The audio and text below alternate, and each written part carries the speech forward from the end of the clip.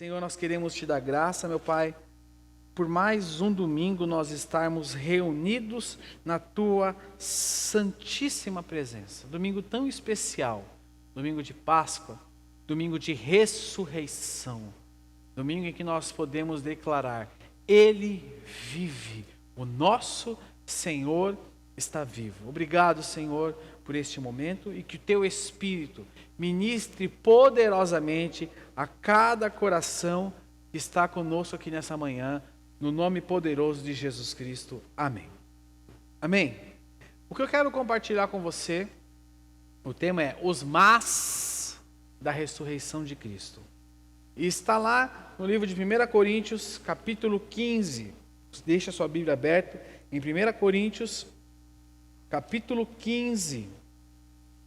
O livro de 1 Coríntios, ele tem 58 versículos.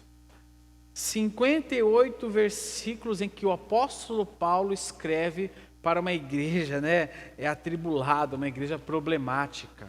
Uma igreja que havia muitas divisões, uma igreja que tinha muita carnalidade, imoralidade, confusão, mas também que manifestava-se ali a vitória do Senhor, porque existia ali a direção do Senhor para aquela igreja.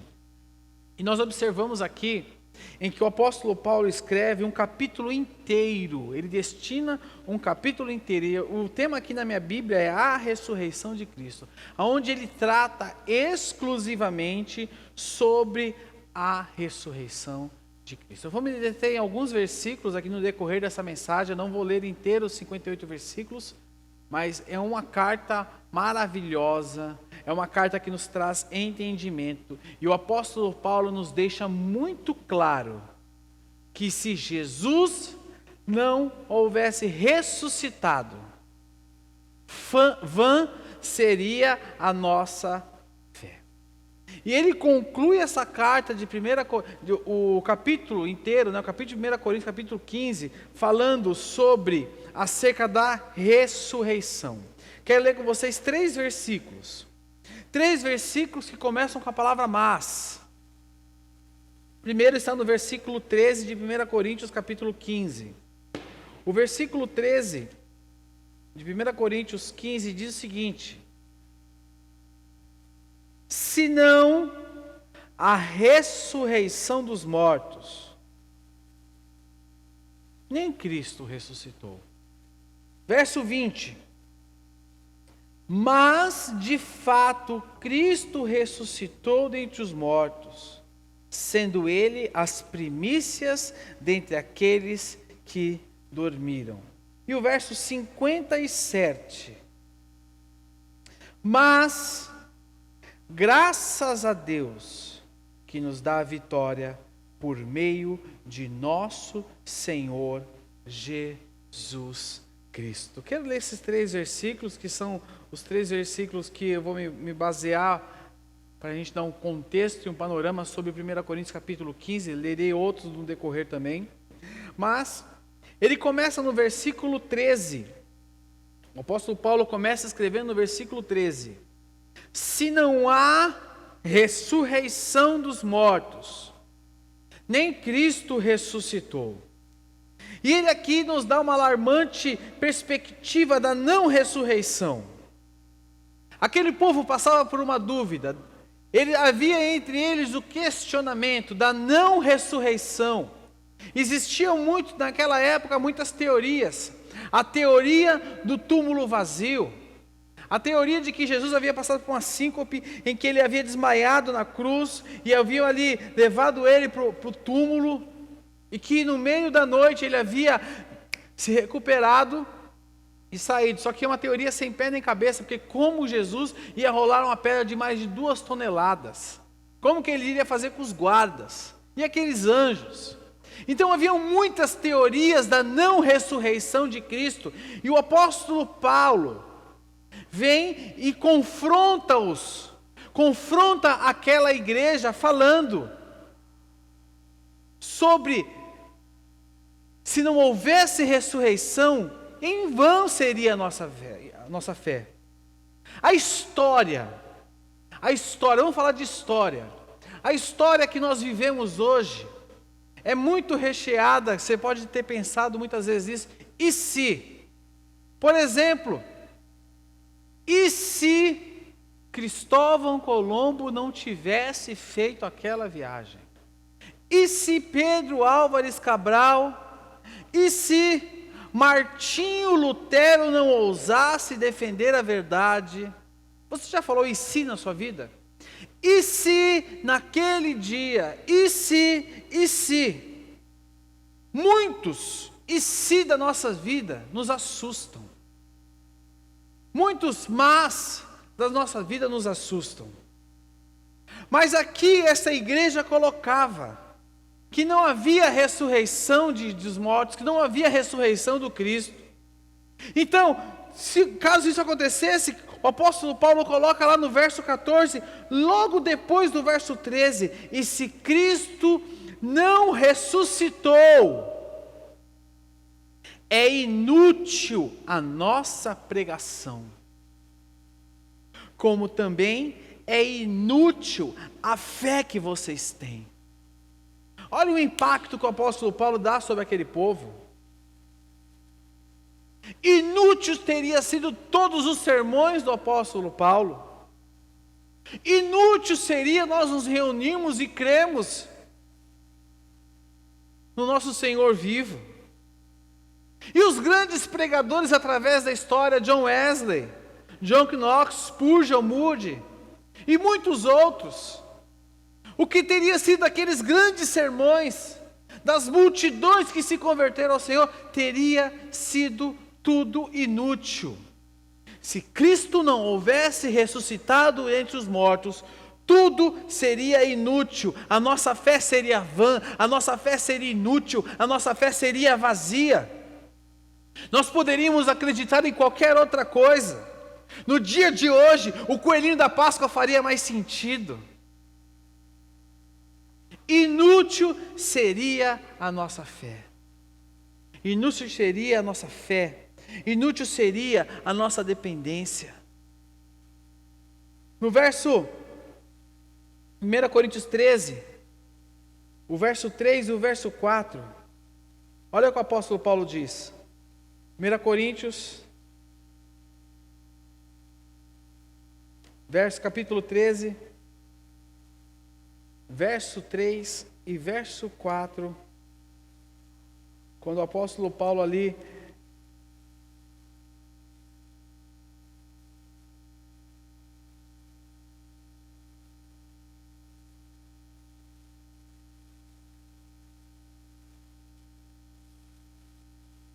pois o que primeiramente lhes transmiti foi o que recebi, que Cristo morreu pelos nossos pecados, segundo as Escrituras.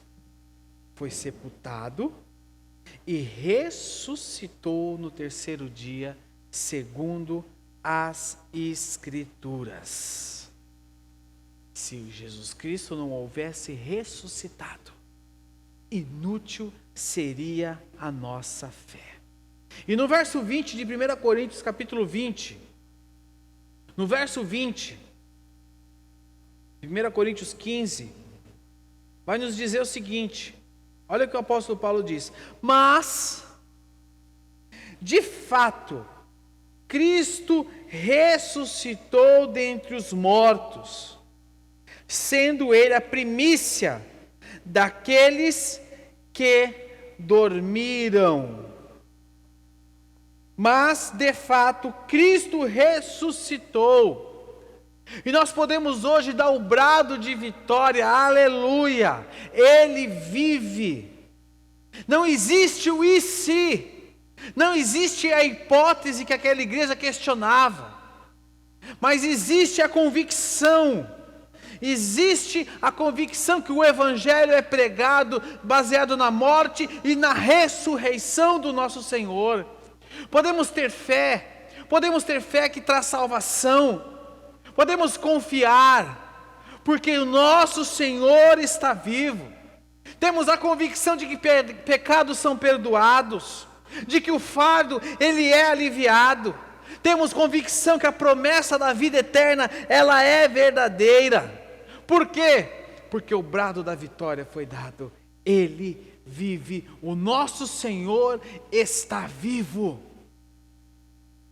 O nosso Senhor está vivo. E no verso 57 de 1 Coríntios 15, diz: mas graças a Deus que nos dá a vitória por meio de nosso Senhor, Jesus Cristo. A ressurreição do nosso Senhor nos deu vitórias.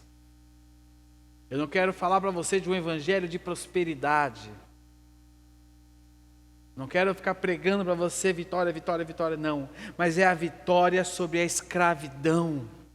Romanos capítulo 6, verso 5 e verso 6. Se você puder abrir a sua Bíblia, mas nos dizer o seguinte: se dessa forma formos unidos a Ele na semelhança da sua morte, certamente o seremos também na semelhança da sua ressurreição, pois sabemos que o nosso velho homem foi crucificado com Ele, para que o corpo do pecado seja o quê? Destruído, e não sejamos escravos do pecado. Aleluia, a ressurreição do nosso Senhor nos trouxe libertação. O brado de vitória que nós podemos dar é de que nós somos livres e libertos da escravidão. Gálatas capítulo 5, verso 1 diz: foi para a liberdade que Cristo nos libertou, portanto, permaneçam firmes e não se deixe submeter novamente a um jugo de escravidão, porque fomos libertos pela morte e pela ressurreição do nosso Senhor. Outra vitória que o Senhor nos dá: vitória sobre a morte, a vitória sobre o túmulo.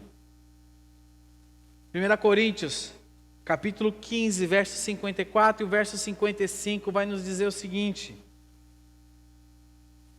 quando, porém, o que é corruptível se revestir de incorruptibilidade, e o que é mortal de imortalidade, então se cumprirá a palavra que está escrita: a morte foi destruída pela vitória.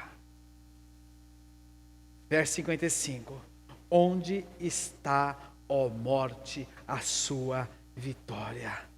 Onde está, ó morte, o seu aguilhão? A vitória de Jesus Cristo nos deu vitória sobre a morte, nos deu vitória sobre o túmulo. Nós temos vida, vida nele. Ressurgimos para uma nova vida, para uma eternidade ao lado do nosso Senhor Jesus Cristo. A vitória da cruz, a vitória da ressurreição. O apóstolo Paulo fala: Cristo ressuscitou dos dentre os mortos, e através dele nós temos a vitória sobre a lei. 1 Coríntios capítulo 15, verso 56 nos diz: o aguilhão da morte é o quê? O pecado, e a força do pecado é a lei. Tivemos vitória também sobre a lei, temos vitória sobre a lei. Irmãos, a ressurreição do nosso Senhor que nós celebramos hoje é o maior divisor de águas que existe no universo. Porque Ele venceu a morte, Ele venceu o túmulo, Ele venceu a lei, Ele venceu a escravidão e muitas outras coisas. Nós poderíamos ficar falando aqui até a noite. E no verso 58 de 1 Coríntios capítulo 15, para encerrar, o verso 58 nos diz o seguinte: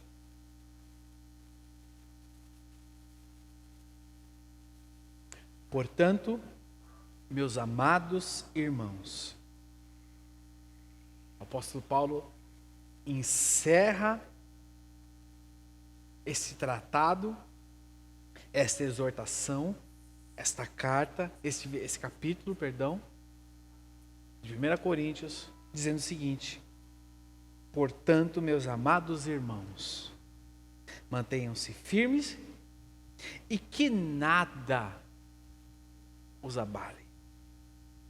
Sejam sempre dedicados à obra do Senhor, pois vocês sabem que no Senhor o trabalho de vocês não será inútil. A ressurreição do nosso Senhor, sendo nós discípulos dele, nos traz uma grande responsabilidade. A responsabilidade de anunciar isso.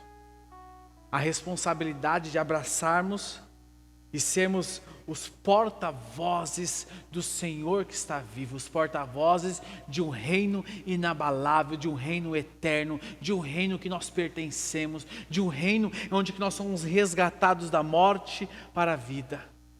Sermos porta-vozes, somos discípulos de um Cristo que está vivo. Não somos discípulos de um Deus morto, de um mártir, de alguém que ficou na história gravado, em que vemos imagens, vemos o nome escrito e temos um memorial dele que ele um dia viveu e fez. Não, temos sim um Deus vivo em que nós somos discípulos dele, temos uma grande responsabilidade sobre as nossas vidas. Temos uma grande responsabilidade de estarmos dedicados aonde o Senhor nos plantou. Deus nos colocou numa comunidade local. Deus nos plantou numa comunidade local. A comunidade local, a igreja local, tem o poder de revolucionar o mundo. A igreja local tem o poder de revolucionar o mundo. Porque é através da igreja local que o nosso Senhor hoje se move. É através da sua vida e da minha vida que o Senhor se move. Nós temos uma grande responsabilidade.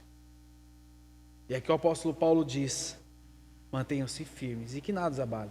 Sejam sempre dedicados à obra do Senhor. Sempre dedicados aonde o Senhor nos colocou, aonde o Senhor nos confiou, aonde o Senhor nos chamou. O Senhor nos chamou para algo muito maior que nós. O Senhor nos plantou aqui, numa comunidade, no bairro de Itaquera, para que este bairro seja transformado, nossa cidade seja transformada, nosso estado, nosso Brasil e o mundo seja transformado, porque Jesus quer se mover através da sua vida. E entenda, o apóstolo Paulo termina: no Senhor o trabalho de vocês não será inútil. A ressurreição do Senhor nos traz muita responsabilidade. Nos traz muita responsabilidade. Hoje temos um comprometimento com Ele, porque Ele ressuscitou.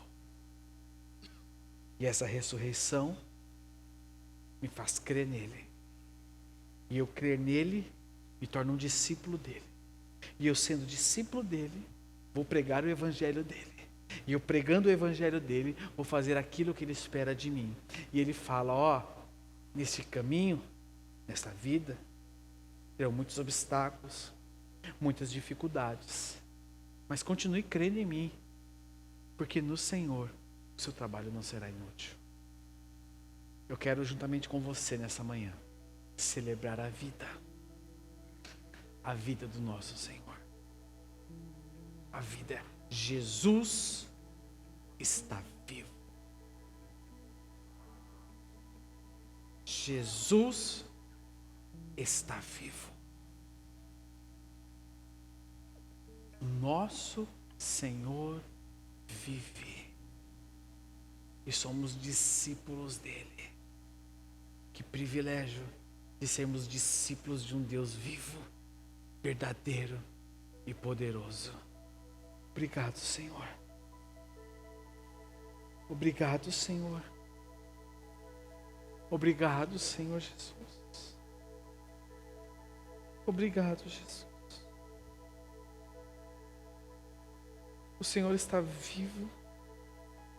Em dias tão difíceis, podemos crer em Ti. Podemos crer na sua cruz vazia. Nós cremos, Senhor. Estamos reunidos porque cremos. Estamos reunidos porque a nossa esperança está viva. E o nome dessa esperança é Jesus Cristo. Ele é Rei dos Reis. Ele é Senhor dos Senhores. Ele é o Todo-Poderoso. Ele é o Deus que se fez carne. Ele é aquele que está desde a criação do mundo. Ele é o Alfa, o Ômega, o princípio e o fim, o leão da tribo de Judá, o pão vivo que desceu dos céus, o lírio dos campos. Nós cremos em Ti, Senhor. Obrigado por nos incluir na sua morte e na sua ressurreição, Senhor. Um mundo sem esperança, um mundo vazio, um mundo morto em seus delitos e pecados, um mundo focado em si mesmo, e o Senhor se fez carne, desceu entre nós, viveu como homem, não foi tocado pelo pecado, foi levantado numa cruz, e sobre Ti foi derramado todo o pecado da humanidade. E naquele momento de escuridão, aonde o pecado de toda a humanidade estava despejado sobre Ti, o Senhor se sentiu só e declarou: Deus meu, por que me abandonaste? E bradou depois: está consumado. Houve trevas sobre a terra. O véu que separava o homem de Deus foi rasgado de cima a baixo. As religiosidades, os religiosos não enxergavam aquilo, mas o Senhor sabia o que estava fazendo, porque ali, naquela cruz, estava pendurado o sacrifício perfeito, a ovelha que é levada muda ao matadouro.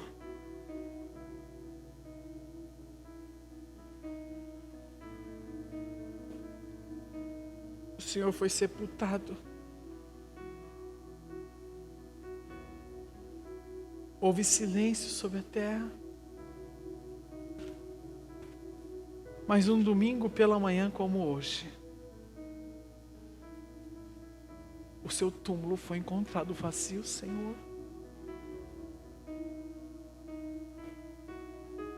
Porque o Senhor está vivo, ressurreto. Ressurreto.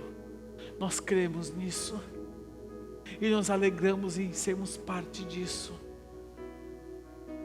Nos alegramos em ser parte disso. Aleluia.